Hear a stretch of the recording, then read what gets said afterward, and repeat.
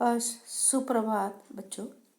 बच्चों, आपके परीक्षा में, बोर्ड की परीक्षा में भी निबंध पूछे जाते हैं और वो 7 मार्क्स के होते हैं। बच्चों, आप लोग निबंध तो लिखते हैं, लेकिन निबंध लिखते समय महत्वपूर्ण बातों का ध्यान नहीं रखते हैं। मैंने शायद आपको बताया भी है, कई बार बताया है कि जब निबंध लिखते हैं, निबंध में जितने पॉइंट हैं बराबर हर एक पॉइंट का पैराग्राफ बना करके लिखना है। लेकिन कुछ लोग कंटिन्यू लिखते हैं, पैराग्राफ के का स्वरूप ही आकार ही देते नहीं है बराबर। तो इसलिए यहाँ पर आप देखेंगे कि निबंध कैसे और किस तरह से लिखा जाएगा, उसे ध्यान में आपको रखना है और आपको एग्जाम के लिए भी निबंध की लिखने की तैयारी करनी बराबर। तो यहाँ पर जो विषय है मेरा प्रिय अध्यापक बराबर, तो उसकी यहाँ पर रूपरेखा दिया हुआ है। पहले क्या, अध्यापक का परिचय देना है, फिर आज के अध्यापक से तुलना करनी है, फिर अध्यापक कैसा है, ज्ञान का भंडार, उसका पढ़ाने का तरीका जो है, उसकी पढ़ाई के साथ साथ क्या है, खेलकूद में भी रुचि, दिलचस्पी और स्नेहपूर्ण उसका व्यवहार कैसा है बराबर। उस तरह से यहाँ पर पॉइंट दिया हुआ है बराबर। तो आप देखेंगे परिचय 1 हुआ, फिर आज के अध्यापक से तुलना 2 पॉइंट, ज्ञान भंडार और पढ़ाने का ढंग 3 पॉइंट, खेलकूद आदि में दिलचस्पी 4 पॉइंट, स्नेहपूर्ण व्यवहार, आदर्श बराबर इत्यादि। ओके, तो देखते हैं यहाँ पर निबंध कैसे लिखना है। तो यहाँ पर जो दिया हुआ है बच्चों कि निबंध जो है यहाँ पर कि मेरे ख्याल आप देखते हैं यहाँ पर आके कि आपने छात्र जीवन में मुझे अनेक अध्यापकों का स्नेह तथा मार्गदर्शन मिला बराबर। क्या मिला कि विद्यार्थी जीवन में क्या कि अनेक अध्यापकों का प्यार और मार्गदर्शन मिला बराबर। लेकिन इन सब में से आचार्य मेरे प्रिय अध्यापक रहे। कि हर एक का क्या होता है, अपनी अपनी पसंद की होती है, टीचर को पसंद करना। इस तरह आपको कोई टीचर बहुत पसंद है बराबर, तो वो आप पर डिपेंड करता है कि टीचर का पढ़ाने का तरीका, बातचीत का तरीका। ओके, कि बच्चों के क्या पसंद आता है, बच्चों पर डिपेंड करता है। ओके, तो आज के कई अध्यापक अपने पद को केवल अर्थ प्राप्ति का साधन मानते हैं। अर्थ यानी इकोनॉमिक्स, बराबर, पैसा मिल रहा है, बहुत हो गया ऐसा। और विद्यार्थियों के सामने किताबों के पन्ने पलट देने को ही अब पढ़ाना समझते हैं। यानी कि जो बुक किताब में दिया हो उतना ही पढ़ा दिया, हो गया क्या ना पढ़ाई, उसी को पढ़ाना समझ कहते हैं। लेकिन ऐसी पढ़ाई नहीं है। सच्चे ज्ञानदान और चरित्र चित्रण निर्माण से उन्हें कोई मतलब ही नहीं है। कि जो मतलब कि कुछ शिक्षक ऐसे भी होते हैं कि जो किताबी ज्ञान तक ही रखते हैं और बच्चों को सही मार्गदर्शन देना, उनका निर्माण करना, बच्चों को सही दिशा देना, ऐसा बहुत कम शिक्षक होते हैं जो बच्चों को बार बार हो उनको, मतलब शिक्षक का काम कैसा होता है, जैसे कुम्हार होता है, कुम्हार कैसे मिट्टी के घड़े को तराशता है, उसी तरह शिक्षक भी क्या कर अपने शिष्य को अच्छा बनाने की कोशिश हो हमेशा करता रहता है। लेकिन आचार्य जी अध्यापक पद के गौरव, उसकी जिम्मेदारी को भली भांति समझते हैं, भली भांति यानी अच्छी तरह, और अपने कर्तव्य का पूर्ण रूप से पालन भी करते हैं बराबर।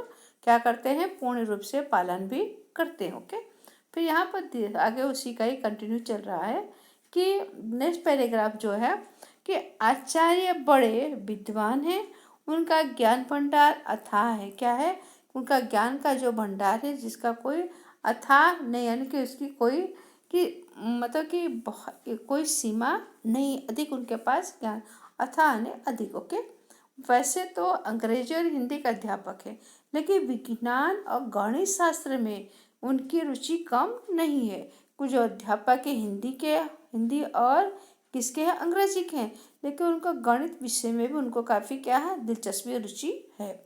अंग्रेजी व्याकरण वे इस प्रकार समझाते हैं कि सारी बातें कक्षा में ही कंठस्थ हो जाती है। हिंदी भाषा का उनका पूर्ण अधिकार है। कोई भी विद्यार्थी अपनी शंका बिना किसी भय और हिचकिचाहट के उनके सामने रख सकता है और उनका समाधान प्राप्त कर सकता है। कि शिक्षक कैसा होना चाहिए बराबर। तो यहाँ पर बताया शिक्षक जो होता है कि बच्चे की हर एक समस्या का अच्छी तरह से उसे समाधान करता है। और जो फिर आचार्य जो है खेलकूद में भी खूब रुचि रखते हैं, वे विद्यार्थियों के साथ खेल में भाग लेते हैं। नाटक, चर्चा, गोष्ठी, गोष्ठी यानी कि किसी विषय पर कि डिबेट जैसा करना, बराबर, डिबेट जैसी स्पर्धाएं होना, चित्र स्पर्धा, निबंध प्रतियोगिता आदि में विद्यार्थियों का मार्गदर्शन करते हैं।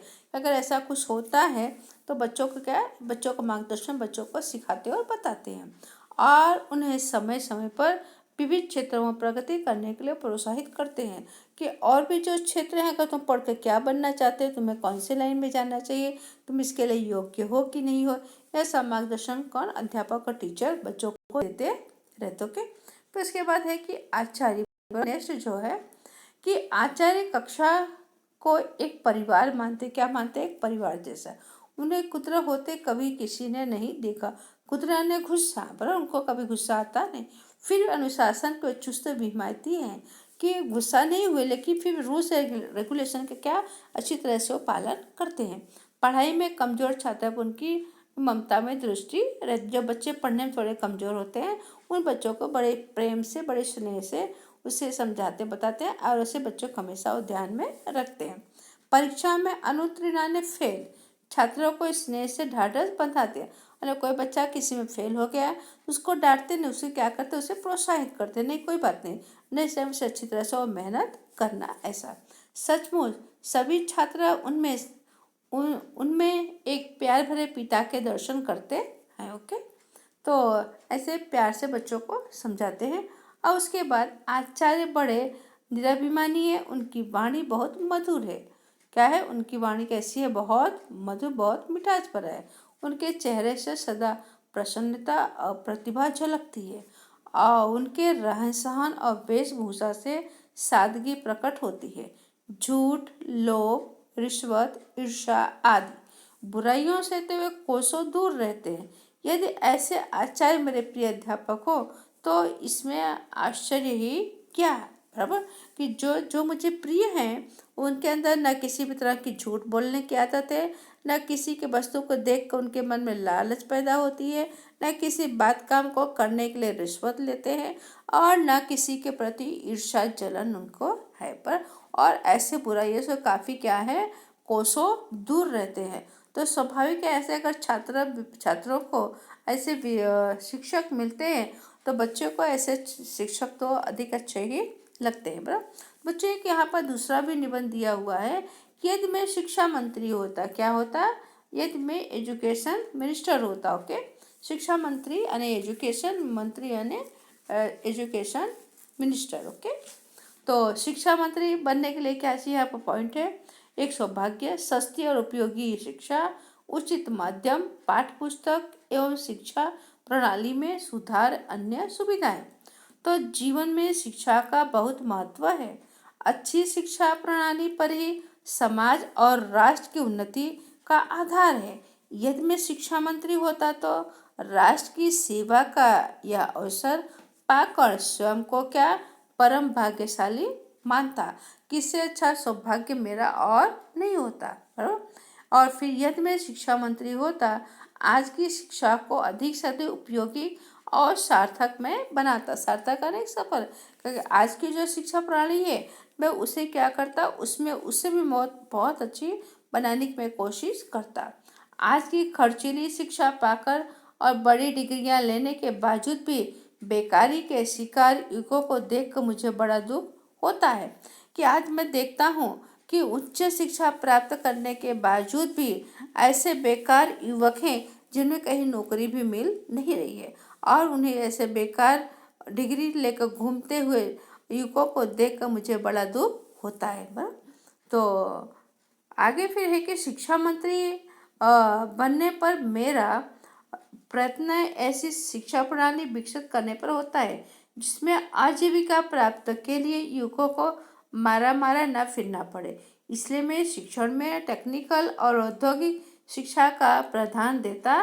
बराबर, कि बता रहे हैं कि अगर जो युवक है वो शिक्षा प्राप्त करने के बाद भी अब जीविका यानी कि अपना भरण पोषण करने के लिए और यहाँ वहाँ नौकरी के तलाश में क्या घूमते रहते, फिर भी उनको नौकरी मिल पाती नहीं है।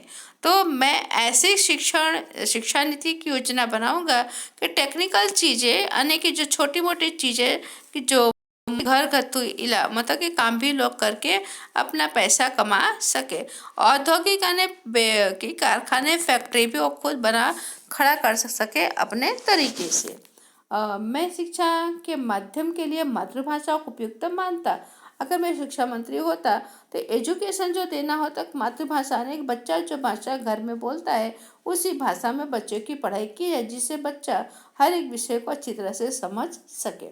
मेरा प्रयत्न रहता है कि उच्च शिक्षा मातृभाषा के माध्यम से ही दी जाए। अब बच्चों आप लोगों को पता है अब्दुल कलाम ने भी यही कहा था कि उच्च शिक्षा बच्चों को दी जाती है वो शिक्षा मातृभाषा में ही होनी चाहिए। परंतु आज अंग्रेजी भाषा के महत्व को देखकर मैं उसे उचित स्थान देता हूँ। पर क्या समय के साथ साथ क्या अंग्रेजी भाषा भी आना बहुत जरूरी, क्योंकि काफ़ी परिवर्तनशील कि जो कागज कार्रवाई होती वह सब अंग्रेजी भाषा में ही होता है। मैं ऐसी पाठ्य पुस्तकें तैयार करवाता जिनकी भाषा सरल और रोचक होती, रोचक यानी सुंदर पसंद आए ऐसी, और उनकी रचना राष्ट्र निर्भावना तथा भारतीय संस्कृति के आदर्शों के अनुसार हो। तो शिक्षा मंत्री बनने पर मैं डोनेशन या डिपॉजिट जैसी प्रथाओं को क्या करता, हटा देता। कि जैसे किसी को एडमिशन लेना है तो डोनेशन दो, बराबर कुछ पैसे डिपॉजिट कराओ संस्थाओं को, बराबर ऐसा जो लोगों के मतलब कि ऐसी कुछ संस्थाएं ऐसा कार्य करती, उस पर मैं शिक्षा मंत्री होता तो इन सभी पर मैं रोक लगा देता। बराबर मैं महाविद्यालयों में फैशन परस्ती की प्रवृत्तियों पर भी अंकुश लगाने का प्रयत्न करता। काश शिक्षा मंत्री बनकर मुझे राष्ट्र सेवा करने और सपने साकार करने का अवसर मिलता। बराबर तो इतना ही यहाँ पर है बच्चों, 2 निबंध यहाँ पर चर्चा हमने की। बाकी आने वाले समय में आगे हम करेंगे। ओके, और आप इसे अपने नोट में लिख डालिए। Thank you.